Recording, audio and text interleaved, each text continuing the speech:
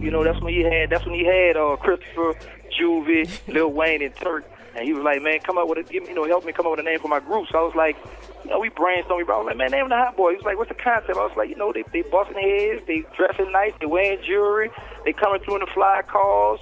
They hot. The police looking for them, the girls looking for them, dudes looking to kill them. Yeah. So he took that and ran with it, and I never thought in a million years it would have blew up as big as it did.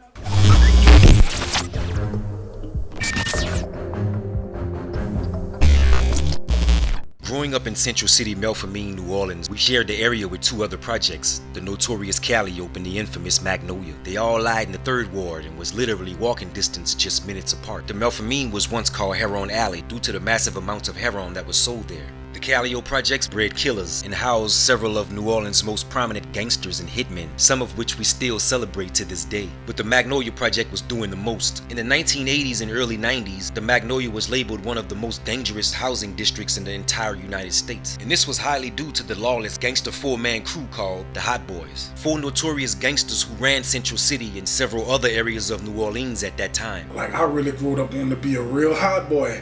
And I ain't talking like, no discredit to them. I ain't talking about like the Juvenile, BG, or Turk. I wanted to be like Killer Stone, Gangsta, Dooney, Sterling, one of them. That's the Hot Boys we talking about when we from New Orleans. They were far from being rappers but still lived life like rock stars, and the city embraced and loved them. The Hot Boys had a long stay on top until the federal government got involved and took them down. Soon after, the city noticed a major decline in the murder rate once they were taken off the streets. I come from the Gangsta era, because Gangsta basically stayed in the next building from me. Gangsta is basically like a landlord in the Magnolia, Terrence Williams. Some of y'all might know him as baby brother. He's one of the original Hot Boys. Gangsta, or Giggity, was a good friend with the up-and-coming record label owner Brian Baby Williams, and thought it was a good idea to name his new group the Hot Boys in honor of the gang. And that's just what happened. That's when he had Christopher, Juvie, Lil Wayne, and Turk. And he was like, man, come up with help me come up with a name for my group. So I was like, we brainstormed. I was like, man, name the Hot Boys. He was like, what's the concept? I was like, they busting heads, they dressing nice, they wearing jewelry, they coming through in the fly cars. They hot. The police looking for them, the girls looking for them, dudes looking to kill them. So he took that and ran with it, and I never thought in a million years it would have blew up as big as it did. Chadwick Roy, the limo driver, before Cash Money got their major deal with Universal Records. I remember a conversation in particular in the limousine, man, when Baby was talking to Juvenile and BG and Lil Wayne. He was telling them that, man, we're gonna start a new fucking group. Y'all gonna be the fucking Hot Boys, and me and Fresh, we gonna be the big timers or some shit. I put that on my life. I remember that shit. Now later, some years later, that shit was a reality. Stand up and put your hands up.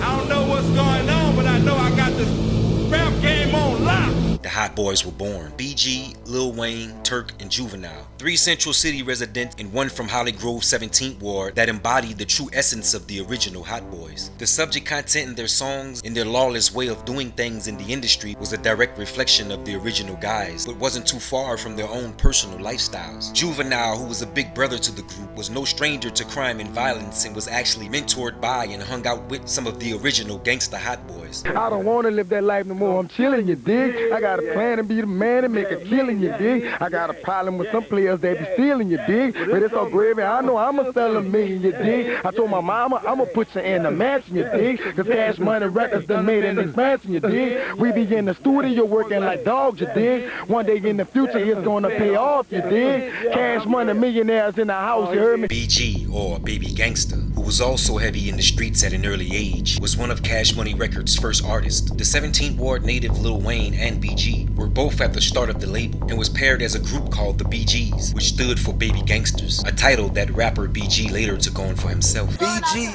you know what I'm saying? BG, he always was around, but he was young. Baby come up right. Then when he got me out there barbershop right there. I was staying barbershop. To me, it ain't about nothing, because, what I'm saying, I'm the same old person I've been before the success and all that there. It ain't changed me far as getting big-headed or thinking I'm too much or thinking I'm this and that. I'm the same old BG. BG's very first album, True Story, was originally for the group The BGs, but was later released as a BG solo album. Lil Wayne, who was 12 years old at the time, went by the name Baby D and was already being recognized for his vicious rap flow. I send you back to the womb you climbed out of. I milks this thing. Now boy, get your cows up. Shorty give me brain like she smart as Doogie Howser. And I stay connected like the internet browser. Lil Wayne was a full movement by himself, but when paired with Turk, together they gave off powerful dynamics. Turk, another Magnolia native, was into sports at an early age, but was still a product of his environment. He completed the group and played a very critical role in the branding of the Hot Boys. And a lot of these niggas around here, because I take my project with me, and I never let money come between, especially my artists, who is really, real love. That was almost 20 years ago, and today the Hot Boys are still one of the most demanded groups in hip-hop. You can only have one chief, one director, one leader. And when a motherfucker respect that, the future is unlimited. And that's what I have. Paper chaser who got they block on fire, remain in the Jeep.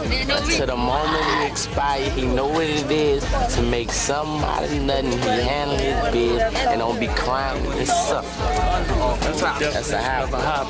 On November 3rd, 1998, Cash Money Records released 400 Degrees, a juvenile solo album that went 5 times platinum and became Cash Money's biggest selling album. It featured the Hot Boys and was produced by the legendary in-house producer Manny Fresh. I would like to thank everybody in this motherfucker for supporting my album 400 Degrees and helping me sell 5 million copies, nigga. What's up? So what's up, Jaco? Wait a minute. Just so look, that beat. come on, With leadership and executive production from Baby and Slim, soul-grabbing tracks from Manny Fresh, and trend-setting bars from the Hot Boys gave Cash Money all they needed to become the monster conglomerate that it is today. We 8 years strong, putting it down, see what I'm saying? We've been dropping like BG. Juvie had an album out, before he did this 400 Degrees thing. The Hot Boys had an album out, see what I'm saying? We was just selling mad units and all that kind of crazy shit.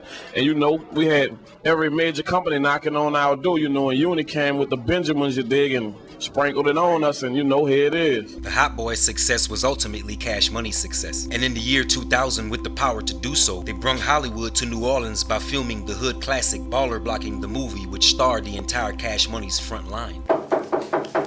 Who that be like? To nut. Come in, Wardy. What? Shut the door, nigga. I thought it was gonna be hard and shit, you dig?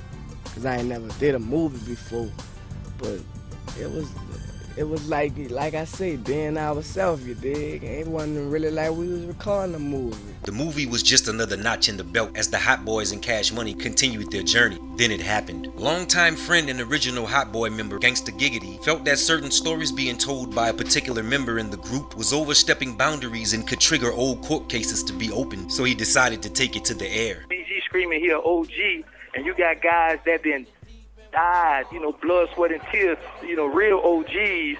I ain't much of an OG, and I done been in the gang longer than him and got more street cred than him.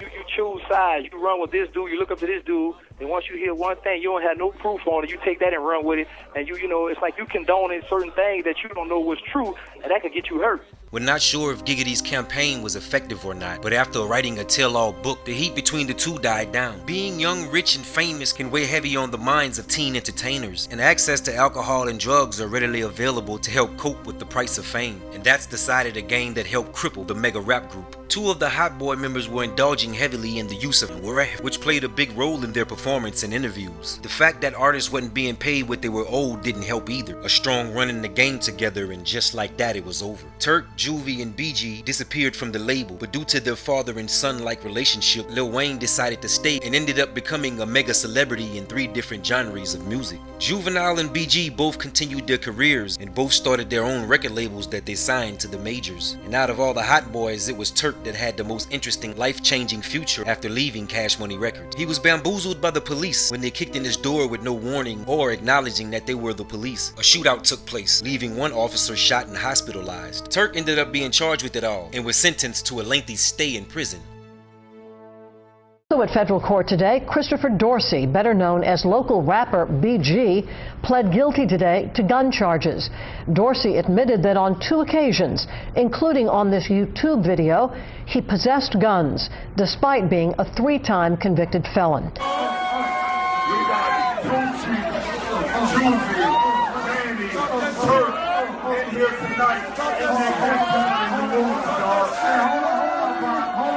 And free motherfucking BG.